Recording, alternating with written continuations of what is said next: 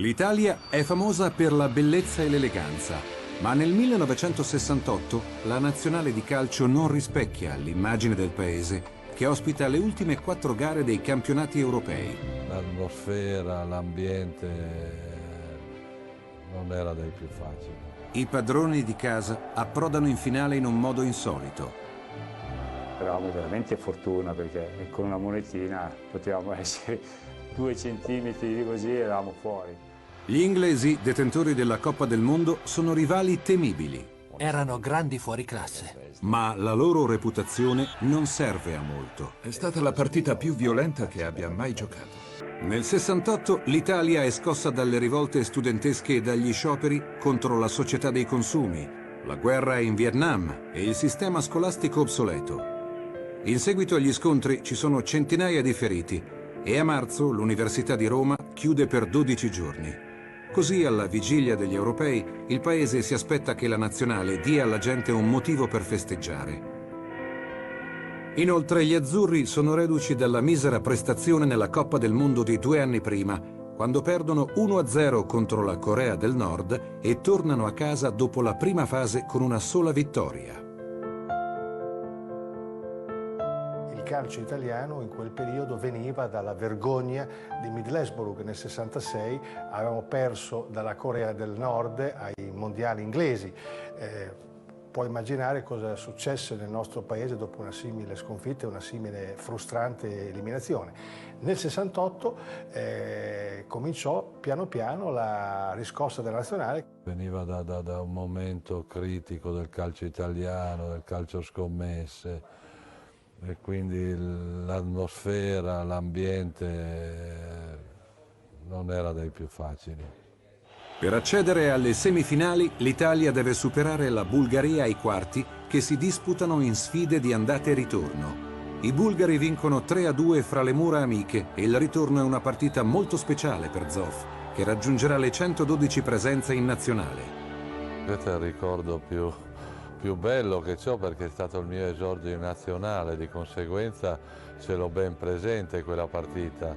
Sì, la nazionale arrivava da una sconfitta, quindi era determinante una vittoria netta per superare il turno. L'Italia domina il ritorno a Napoli.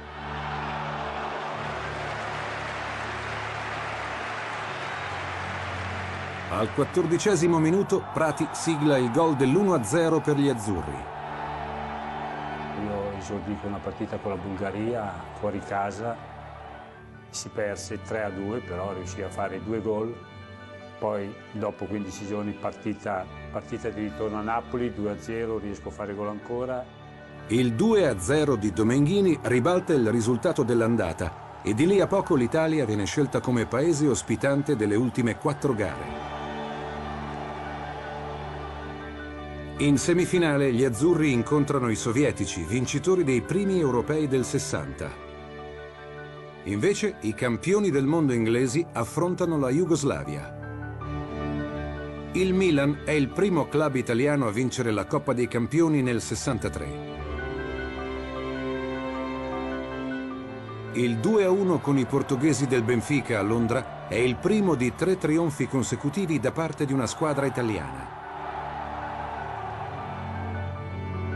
Era un po' più libera rispetto al meccanismo dell'Inter, però è chiaro che avevamo il battitore libero, c'era Facchetti, c'era Mazzoli in attacco, c'erano dei punti di riferimento e si può dire che quell'Inter ribadì e confermò quanto il calcio italiano, se non votato esclusivamente alla difesa, potesse diventare un'arma micidiale. Russi anche loro hanno giocato spesso in grandi stadi, con grandi pubblici, però effettivamente il pubblico di Napoli in quella circostanza è stato straordinario e perciò ci ha dato un contributo notevole di morale a noi. Quando siamo usciti dagli spogliatoi la folla sembrava impazzita. Dagli spalti venivano rumori di ogni tipo, dai suoni di tamburi ai cori intonati dai tifosi. Una volta battuto il calcio d'inizio però è finito tutto. Avrebbero potuto anche esplodere dei colpi di cannone, ma noi non li avremmo sentiti. Una squadra molto forte, aveva già vinto un campionato europeo, una difesa di giganti, e poi fu condizionata con un terreno bagnato e pesante. 3 giorni prima della semifinale, l'Unione Sovietica viene decimata nell'incontro con la Cecoslovacchia, valido per le qualificazioni alle Olimpiadi. Purtroppo durante quella fatidica partita ci abbiamo rimesso Igor Chislenko, Murtaz Kursilava e Viktor Anichkin. Avevamo una squadra forte, quindi eravamo ottimisti. Però sapevamo che non sarebbe stato lo stesso senza di loro, soprattutto dovendo fare a meno di Chislenko, che qualche mese prima aveva siglato 2 gol in amichevole a Wembley contro una grande Inghilterra. Anche gli azzurri accusano il colpo, quando Rivera si infortuna poco dopo il fischio d'inizio.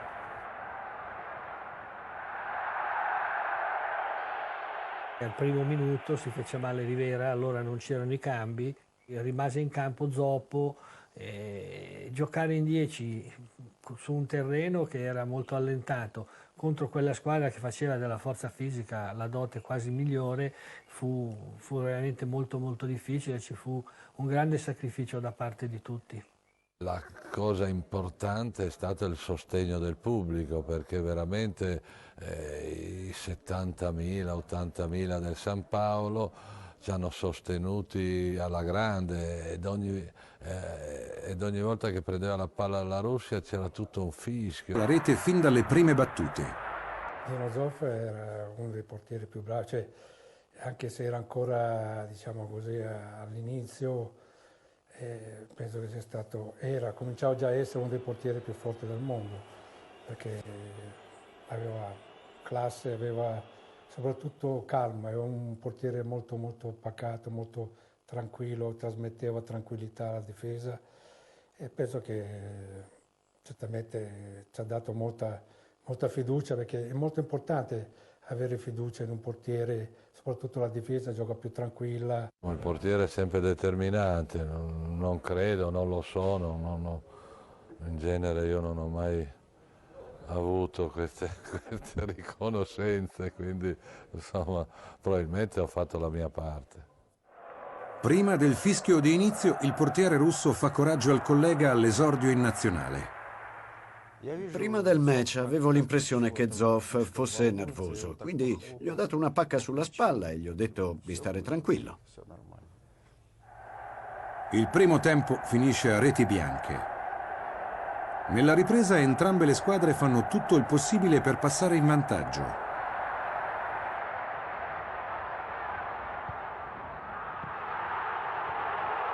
Il risultato non si sbaglia. C'era la grande voglia di fare l'impresa, nel contempo la paura di non riuscire a tenere fino in fondo e di crollare, cosa che invece non successe. Ho avuto un'occasione da gol. Quando mi è capitata fra i piedi la palla, avrebbe riuscito a buttarsi in tempo. Se invece di tirare l'avessi messa al centro, forse uno dei miei compagni sul secondo palo avrebbe segnato. Sarebbe stato meglio fare così. Ascoltano i consigli dei tecnici che resteranno impressi nella loro memoria. Visto che il match era equilibrato, ricordo perfettamente che il nostro allenatore ci ha detto di concentrarci prima di tutto sulla fase difensiva, per evitare di subire gol dagli italiani. Non concedete nulla e quando vi capita l'occasione ripartite velocemente e cercate di segnare. Era questa la tattica che voleva il mister per i supplementari. Senza rinunciare alla possibilità di vincere, però in questa inferiorità con una grande squadra come la Russia non era facile, perciò diciamo arrivare al pareggio finale è stato un buon risultato. Devo dire che nel primo tempo supplementare non ho avuto grossi problemi, o quantomeno non ho sudato 7 camicie. Nel secondo abbiamo iniziato ad attaccare e gli italiani hanno fatto altrettanto. In ogni caso, a un portiere non dispiace essere impegnato, primo perché ti senti più utile alla tua squadra e poi perché non corri il rischio di deconcentrarti. In definitiva, è questo il bello del gioco. Dopo 120 minuti il risultato è fermo sullo 0-0. Per l'occasione, le regole della UEFA, confermate in questo documento dell'epoca, stabiliscono che l'esito della partita verrà deciso con il lancio di una monetina, un caso unico per un campionato europeo. Noi sapevamo che avevamo un capitano che era molto fortunato in tutti i sorteggi, era fortunato quando eravamo in ritiro, si facevano delle lotterie, si facevano dei giochi e lui era sempre tra i vincitori. E quindi per noi, così, quando l'abbiamo visto andare al sorteggio, eravamo, non dico tranquilli, però avevamo molta fiducia, perché così lo vedevamo come una persona fortunata, uno solare. Alla fine mi hanno mandato nello spogliatoio dell'arbitro. Non avevo la minima idea di come mai mi trovassi lì, ma c'erano anche il nostro capitano e l'allenatore, insieme a Facchetti e al direttore di gara. Poi, a un certo punto, hanno lanciato una monetina. Hanno deciso di utilizzare una moneta di un paese neutrale, il Canada. Prima di lanciarla ricordo che l'arbitro ha chiesto a Shesternev, il nostro capitano, testa o croce? E lui, non capendo, non ha risposto. L'allenatore invece ha detto subito testa. Ma il capitano è rimasto in silenzio e così l'arbitro ha rivolto la stessa domanda a Facchetti, che ha risposto senza la minima esitazione scegliendo testa. La moneta ha iniziato a roteare in aria e alla fine è uscito testa. A quel punto Facchetti è uscito dalla stanza con le braccia alzate in segno di esultanza. Ormai i giochi erano fatti, gli italiani sarebbero andati in finale. Noi eravamo nel sottopasso, se ricordo bene, tutti con le orecchie tese a sentire, quando si sentì a urlare Giacinto Facchetti, è chiaro che era il segnale che eravamo andati avanti noi. Io ero in tribuna in attesa di questo sorteggio, di cosa era. A un certo momento dal sottopassaggio ho visto Facchetti che è venuto fuori, il povero Facchetti che adesso non c'è più, e con quella maglietta della nazionale che sventolava per far capire che il sorteggio era andata bene, insomma c'è stata una felicità, insomma, di tutti. Ormai era andata. Avevamo il morale sotto i tacchetti. Non eravamo soddisfatti di come avevano risolto la situazione. Se ci fossero stati i rigori avremmo potuto vincere noi. Il più dispiaciuto ero io, perché alla lotteria dei rigori le sorti dell'incontro sono soprattutto nelle mani dei portieri. È stato un rimpianto che Zoff non ha avuto, dato che la sua squadra è andata in finale grazie a un colpo di fortuna. Sebbene gli azzurri festeggiano insieme ai tifosi che li acclamano, il loro entusiasmo si smorza non appena rientrano negli spogliatoi. Non abbiamo fatto nessun festeggiamento perché l'allenatore disse subito che bisognava prepararci per la finale. Né champagne né niente, tutti belli tranquilli a letto a cercare di recuperare. E tra l'altro non avremmo neanche avuto la forza di farlo, visto come eravamo stremati. Gli spagnoli, detentori del titolo, nei quarti affrontano i campioni del mondo inglesi. All'andata l'Inghilterra ha vinto in casa per 1-0, così il ritorno al Bernabéu si preannuncia infuocato. Ricordo perfettamente cosa ho pensato scendendo in campo contro la Spagna. Speravo di arrivare in fondo alla competizione. Eravamo i campioni del mondo e volevamo tenere alto l'onore della squadra. Per noi era fondamentale battere gli spagnoli e passare il turno. Ma i campioni d'Europa in carica passano in vantaggio all'inizio del secondo tempo. Il gol di Amaro pareggia il conto delle reti fra andata e ritorno, mettendo sotto pressione gli inglesi. All'epoca noi ci ritenevamo pressoché invincibili. Era quella la sensazione generale. In fin dei conti eravamo i campioni del mondo e soltanto 2 anni prima avevamo battuto tutti i nostri avversari conquistando i mondiali del 66. Quindi ormai ci eravamo abituati a vincere e non volevamo smettere. Gli inglesi segnano 2 gol, portando sul 3-1 le reti complessive infilate agli spagnoli e qualificandosi per la loro prima finale degli europei. Siamo andati al Santiago Bernabéu e abbiamo battuto gli spagnoli anche al ritorno. Le vittorie tirano su il morale e noi non sbagliavamo più un colpo. Qualunque fosse il nostro avversario, eravamo sempre carichi e determinati. Solo 7 giorni prima degli europei, Charlton aveva guidato il suo mastro aereo di Monaco di 10 anni prima, in cui erano morti 23 passeggeri su 44, compresi 8 giocatori dello United. Charlton era tra i 21 superstiti. È stata una partita emozionante. Non capitava quasi mai che in Inghilterra tutti facessero il tifo per il Manchester United. Quella volta si percepiva chiaramente. Un'emozione molto forte perché erano passati appena 10 anni dalla tragedia di Monaco. Volevamo vincere il titolo sia per noi stessi, sia per i giocatori che erano morti in quel terribile incidente aereo. Charlton disputa la partita successiva in nazionale contro la Juve. Del match non ho chiuso occhio. Ho provato a dormire, ma il pensiero della partita non mi dava tregua. Mi vedevo tentare colpi di testa, fare contrasti e immaginavo come sarebbe stata in campo. Ero teso perché ero molto giovane. La Jugoslavia è arrivata in semifinale grazie all'inatteso pareggio a reti bianche fra Germania Ovest e Albania nella fase a gironi. Ho seguito la partita alla radio ed ero molto nervoso. L'emittente jugoslava aveva mandato un commentatore sul posto, ma all'epoca i rapporti con l'Albania erano tesi. In ogni caso la radiocronaca ci aggiornava sul risultato. La Germania aveva una squadra formidabile, ma l'Albania ha strappato il pareggio. La Jugoslavia ha scarse possibilità di battere i campioni del mondo. 2 anni prima gli inglesi hanno battuto la Germania Ovest per 4-2 nella finale mondiale di Wembley e sono molto sicuri dei loro mezzi. Quando vinci la Coppa del Mondo, la tua vita cambia completamente e tutti si aspettano molto da te. In quell'occasione abbiamo capito di essere un'ottima squadra e quel successo è stato il giusto riconoscimento al nostro valore. Però dovevamo dimostrare di essere all'altezza, quindi volevamo ripeterci nei campionati europei. Tutto ciò che è successo sul campo di gioco durante quella partita mi fa venire in mente la favola di Cenerentola. Ovviamente la serva eravamo noi. Ricordo che gli avversari indossavano delle magnifiche maglie di seta. Faceva molto caldo, c'erano più di 30 gradi.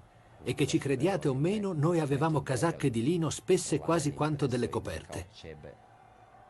Le nostre erano divise vecchie di 10 anni. L'unica cosa bella che avevamo era lo stemma cucito all'altezza del cuore. In generale gli inglesi erano, come posso dire, piuttosto arroganti. Noi eravamo degli sconosciuti, mentre loro erano delle star. Pensavano di poterci battere facilmente, ma noi eravamo decisi a vendere cara la pelle. Non posso e non voglio accettare un'accusa del genere, perché non penso che fossimo arroganti. Credevamo in noi stessi e sapevamo di essere una squadra forte, con tanti fuoriclasse. Ma ciò non significa essere arroganti, no signori. Eravamo abbastanza rilassati prima di scendere in campo. Del resto, con squadre di quel calibro non hai niente da perdere, anzi, tutto il contrario. Iniziamo a giocare senza alcun complesso di inferiorità e nel corso della partita ci facemmo onore. Nell'11 di partenza della squadra inglese non figurano 2 eroi dei mondiali. L'attaccante Hurst, autore della tripletta in finale, e il centrocampista Styles. I 2 però non sono infortunati e gli jugoslavi sono felici di queste defezioni. Credo che per noi l'assenza di Styles abbia rappresentato un enorme vantaggio, molto più di quella di Hurst. Styles abbinava qualità e quantità. Era in grado di saltare l'uomo agevolmente e non aveva la minima paura dei contrasti, nonostante non avesse una corporatura massiccia. Non brillava per prestanza fisica, ma era un osso duro. Secondo me era più importante il suo apporto in fase di contenimento che quello di Hurst in zona gol. La nazionale inglese vantava una schiera di fuoriclasse. In quella partita affrontammo campioni come Bobby Charlton, Bobby Moore e Gordon Banks, il portiere. Era una formazione temibile, non ci sono dubbi. Poco dopo il fischio d'inizio, la Jugoslavia deve fare i conti con la sfortuna, perché il faro del suo centrocampo, Osim, si fa male in uno scontro con Norman Hunter. L'unica nostra preoccupazione era l'infortunio di Osim, perché era sempre stato uno dei migliori in campo. Contavamo molto su di lui e per oltre 80 minuti lo avemmo a mezzo servizio. Siamo stati molto sfortunati, perché all'epoca non si potevano effettuare sostituzioni. E in pratica era come se giocassimo in 10. Quello su Osim è solo il primo di una lunga serie di falli commessi da entrambe le squadre, molti dei quali restano impuniti dall'arbitro spagnolo. Mi ricordo bene della Jugoslavia. E a essere sincero, quando ci ripenso mi viene la pelle d'oca. È stato uno dei match più difficili e duri che abbia mai disputato. Loro non facevano che tirare calci a destra e a manca. Gli inglesi non tiravano mai indietro il piede e facevano contrasti molto decisi. E dato che loro puntavano sul gioco fisico, li abbiamo ripagati con la stessa moneta. Entrambe le squadre si sono date battaglia ed è stato un incontro tirato, in cui ci contendevamo ogni palla. Non parlerei tanto di partita violenta, quanto di partita maschia. Sempre queste cose, anche quando giochi contro squadre fortissime, perché è importante tenere alta la motivazione. È fondamentale ricevere i consigli giusti al momento giusto. Mitic e Stankovic erano in gamba e avevano dalla loro una notevole esperienza. I falli proseguono nel secondo tempo ed esasperano anche il mite capitano inglese Bobby Moore, che alla lunga si infervora.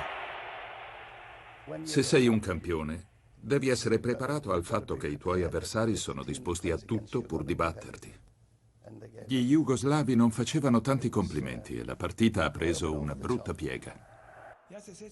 Ricordo che mi trovavo nell'area di rigore e alzai la mano per fargli vedere dov'ero.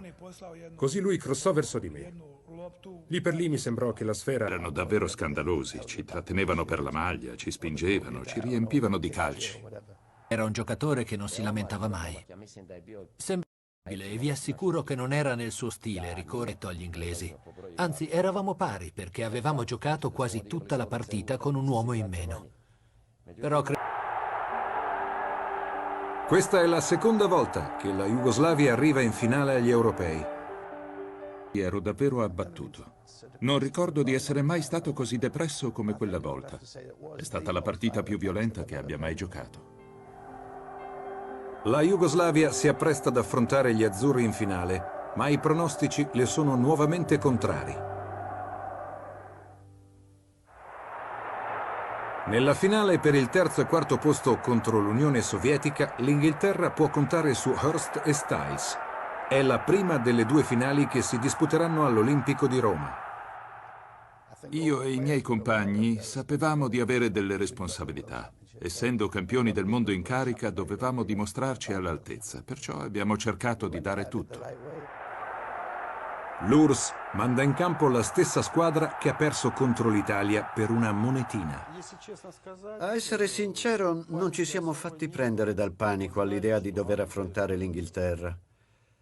Sapevamo che era una squadra formidabile, composta praticamente dallo stesso gruppo che aveva vinto la Coppa del Mondo 2 anni prima. Tecnicamente gli inglesi ci erano superiori perché con la palla al piede ci sapevano fare. Avevano uno stile di gioco inconfondibile e senza dubbio diverso dal nostro. Ho molta fortuna in quella partita. La seconda rete degli inglesi è arrivata su un'azione rocambolesca in cui sono rimasto beffato. Purtroppo per me la sfera ha colpito la spalla di Shesternev, cambiando traiettoria sul 2-0. Sapevamo che non saremmo riusciti a rimontare. Malgrado la delusione di non essere arrivati in finale, non volevamo mollare e abbiamo avuto un motto d'orgoglio. I russi erano forti e, a differenza di quanto succederebbe oggi, noi non ci sentivamo appagati dal risultato. Abbiamo dato tutto fino all'ultimo minuto.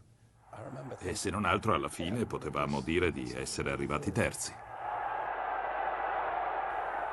Una magra consolazione per l'Inghilterra, che ambiva a disputare la finalissima. L'Olimpico ospita quasi 69.000 spettatori in occasione dell'ultima partita degli europei in programma subito dopo. L'incontro decisivo vede di fronte Jugoslavia e Italia. La Jugoslavia fa un solo cambiamento rispetto alla semifinale con l'Inghilterra e dopo l'infortunio Osim cede il posto ad Acimovic. Osim era in gamba e la squadra contava molto su di lui. Purtroppo però si era fatto male al tendine d'Achille, quindi abbiamo scritto a Belgrado dicendo di mandarci Acimovic. Non essendo stato convocato nella rosa degli europei, Ero rimasto a Belgrado e seguivo i miei compagni in televisione. All'epoca militavo nella Stella Rossa e dovevamo disputare una partita di Coppa delle Fiere o forse era un'altra competizione europea. Al momento non ricordo bene di quale torneo si trattasse. In ogni caso, giocammo contro il Dukla Praga, portando a casa la vittoria per 4-1. A un certo punto della partita, però, l'allenatore mi sostituì. Fu una decisione che mi lasciò un po' perplesso, perché non me l'aspettavo. Una volta rientrato negli spogliatoi, il segretario del club mi si avvicinò e mi disse: Kule, che era il mio soprannome, preparati perché domani ti aspetta un viaggio molto impegnativo. Che viaggio? Chiesi io, dato che mi aveva preso completamente alla sprovvista. Rimasi senza parole quando mi comunicò la notizia. Non riuscivo a crederci, ma era tutto vero. Così andai a casa, infilai qualcosa in valigia e mi misi a letto. Dormì e il giorno dopo presi l'aereo per Roma, dove mi aspettavano i miei compagni. Ho potuto partecipare anch'io alla finale. È stato davvero pazzesco. Ovviamente però non nascondo che ero molto nervoso all'idea. Ricordo proprio come se fosse ieri la sensazione che provai nel momento in cui misi piede allo Stadio Olimpico e vidi da vicino grandi campioni del calibro di Facchetti, Burnic e molti altri. Ebbi un attimo di cedimento, devo ammetterlo. Ero tentato di scappare. Me la facevo sotto. Sono molto fisico e noi le squadre fisiche le pativamo, cioè ci creavano dei problemi proprio sotto il profilo dalla forza fisica. Durante la finale noi avevamo una certa ansia da prestazione, ma mai quanto gli italiani. L'ho trovato strano perché loro giocavano in casa. È stata una partita molto difficile, molto complicata. Loro avevano dei giocatori di primo ordine. Non eravamo preoccupati del fatto che potessero pareggiare e dubitavamo che ci avrebbero battuti, anche perché eravamo convinti che prima o poi avremmo aumentato il vantaggio. Noi si riuscì a pareggiare con un tiro da molto lontano da Angelo Dominghini.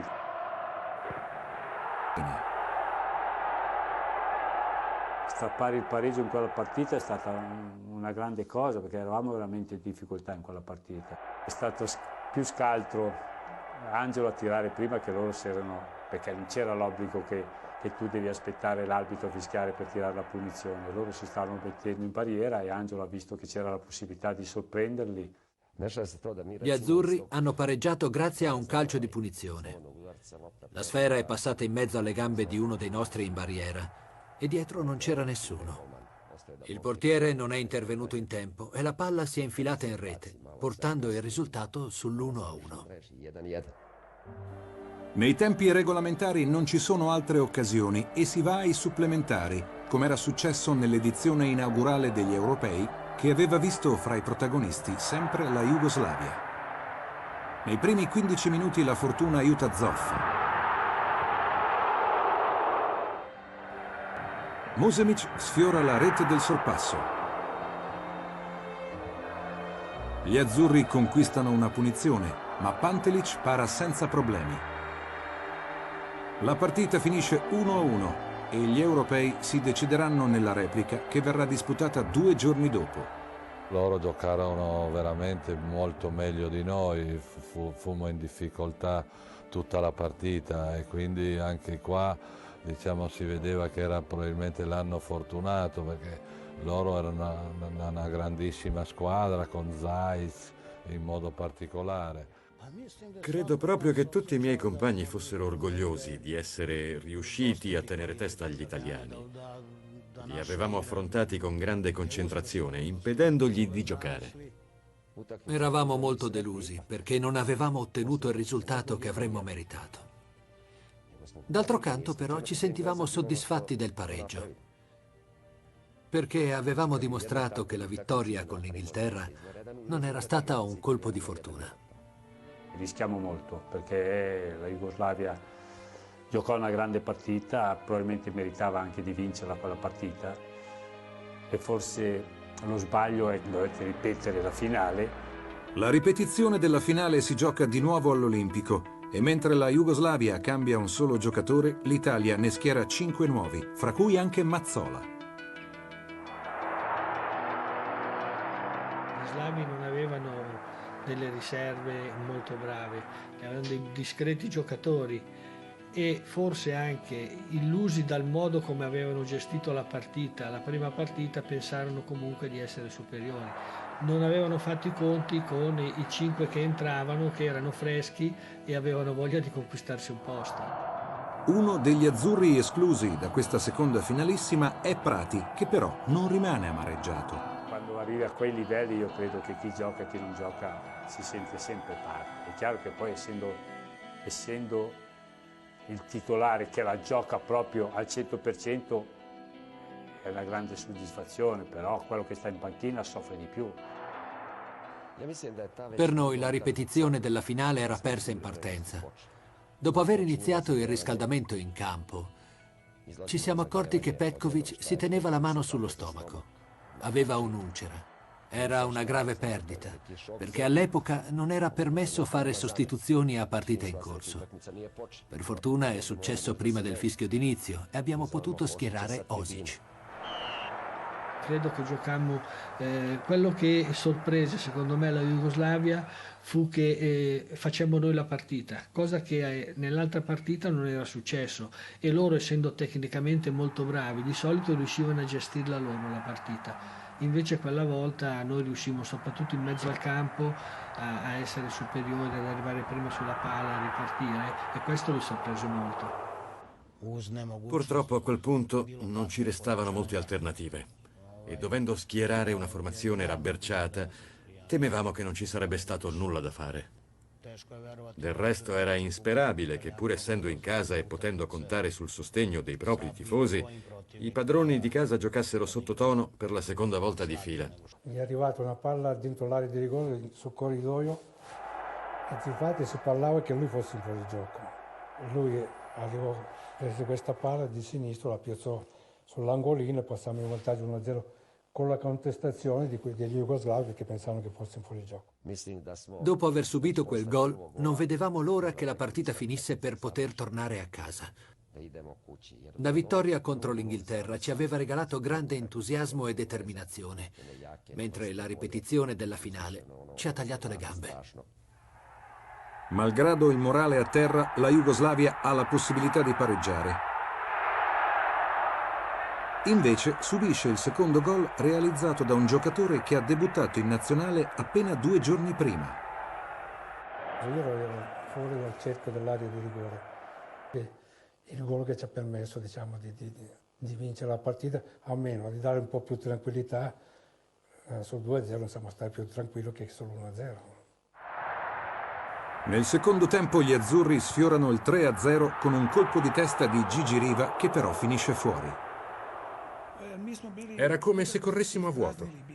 Non sembravamo in grado di recuperare il risultato, anche perché all'epoca non c'era un giocatore in grado di risolvere la partita da solo. Come se non bastasse, dopo la prima finale avevamo esaurito le energie mentali. Seppure esausti, gli jugoslavi continuano ad attaccare e vanno vicini al gol, ma non riescono a battere un Dino Zoff in grande spolvero. Zoff fece alcune parate decisive. Il portiere in questi casi, quando la squadra soffre e viene attaccata, diventa l'uomo più importante, e lui fu veramente importantissimo. Sullo scadere del tempo Domenghini sfiora la rete con un calcio di punizione dalla distanza.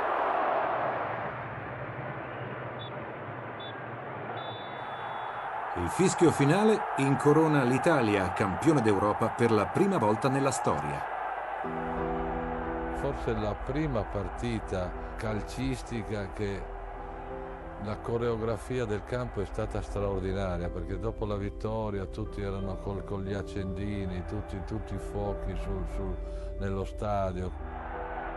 La Jugoslavia deve dire addio ai sogni di gloria. Spesso e volentieri mi capita di ripensare a quella partita e mi viene da chiedermi se con un pizzico in più di fortuna non saremmo potuti diventare noi i campioni d'Europa.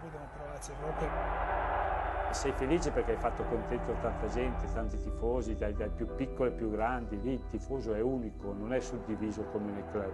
Dunque riuscire a dare la soddisfazione a tutto un paese, al tuo paese, una soddisfazione del genere, è chiaro che ti fa volare in alto. Tanto per cominciare, a mio avviso, non c'è niente di cui dobbiamo vergognarci, perché credo che facemmo una ottima impressione. Piazzarsi secondi agli europei fu un enorme successo per il calcio jugoslavo. Tutto il resto non conta. Quello che invece, secondo me, fu per noi, quel gruppo, il fatto di dire finalmente abbiamo riportato l'Italia ai vertici, cosa che non succedeva da 30 anni, fu quella vittoria che poi ridette credibilità al calciatore italiano, alla nazionale italiana. L'umiliazione subita ai mondiali di 2 anni prima è soltanto un ricordo sbiadito e adesso l'Italia può andare di nuovo fiera della propria nazionale.